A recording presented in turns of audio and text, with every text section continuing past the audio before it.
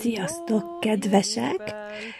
Szeretnélek titeket még egyszer meghívni a 14 napos programomra júniusban.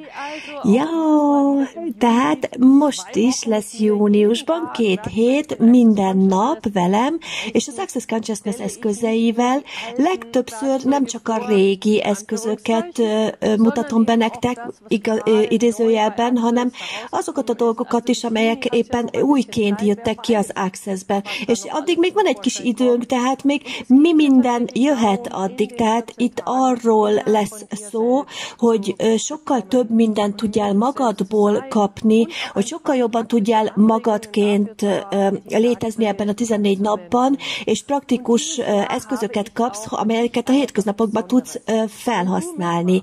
És most van egy különleges dolog is, hogyha te most tehát velünk jössz, és más embereket is meghívsz, új embereket, akik nem feltétlenül az Accessben újak, hanem nálam az én programjaimon újak, akkor ajándékokat fogsz kapni tőlem. Itt a részleteket megtalálod lejjebb, nem szeretnélek most untatni.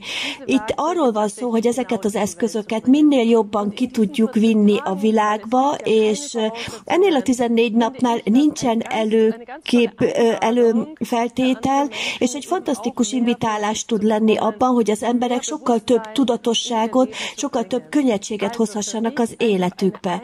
Tehát egy invitálás szeretnék lenni nektek, mert egészen egyszerűen segítségeteket kérem. Egész azért, mert ti ismertek olyan embereket, akiket én nem ismerek. Tehát ki mindenkit hívhatunk meg ebbe a programba, és ez minden, ami nektek szól most. Tehát velünk tartasz. Sziasztok!